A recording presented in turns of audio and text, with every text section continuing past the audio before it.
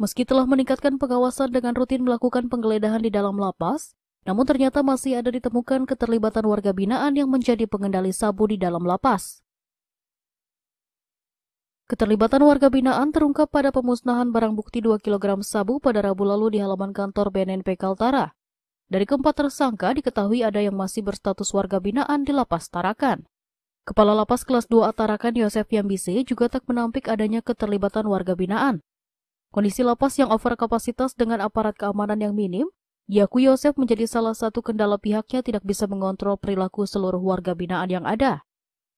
Kendati demikian, selama ini pihaknya sudah meningkatkan pengawasan dengan melakukan penggeledahan di dalam lapas. Penggeledahan rutin dan insidentil dilakukan dengan memperhatikan dan menjaga kondusivitas. Untuk mengantisipasi masuknya barang terlarang ke dalam lapas, pihaknya bekerja sama dengan masyarakat untuk membuat jalan dan menyalakan lampu, sehingga bisa mengetahui jika ada lemparan dari luar.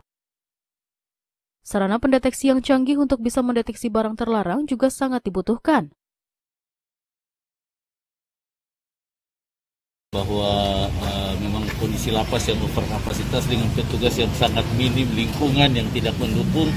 Namun kegiatan-kegiatan penggeledahan dan razia sudah kita lakukan, terus kita lakukan yang terutama yaitu kita bekerja sama dengan penegak hukum, baik terkait dengan pertukaran informasi, pengembangan informasi.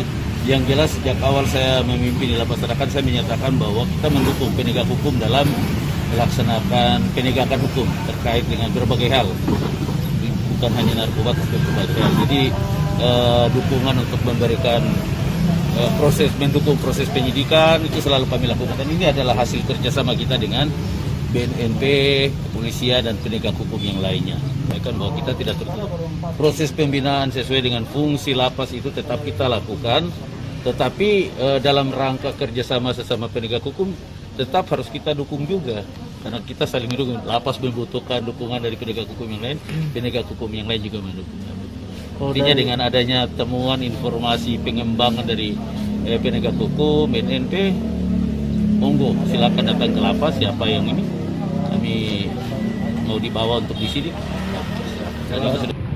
Rutinitas kita untuk melakukan penggeledahan, ada penggeledahan rutin, ada penggeledahan insidentil, itu tetap kita lakukan dengan tetap memperhatikan, menjaga kondisivitas. Yang kita tahu bersama bahwa jumlah petugas sangat jauh sekali minim dibandingkan dengan jumlah narapidana. Daya tampung lapas itu 421, hari ini 1112, meningkat sangat signifikan. Ini merupakan kendala utama kita juga, namun tugas fungsi kita melakukan pembinaan sudah tetap kita lakukan. Idealnya sebuah lapas itu tidak dikelilingi oleh rumah penduduk dan jalan raya. Kalau kita lihat Lapas Tarakan, Anda sendiri bisa lihat padat sekali rumah penduduk mengelilingi lapas, kemudian jalan umum juga ada di situ. Apabila ada warga binaan yang masih terlibat narkotika dan harus disidik oleh aparat lain, maka ia memastikan pihaknya akan bersikap kooperatif. Siti Ardiani, TVku.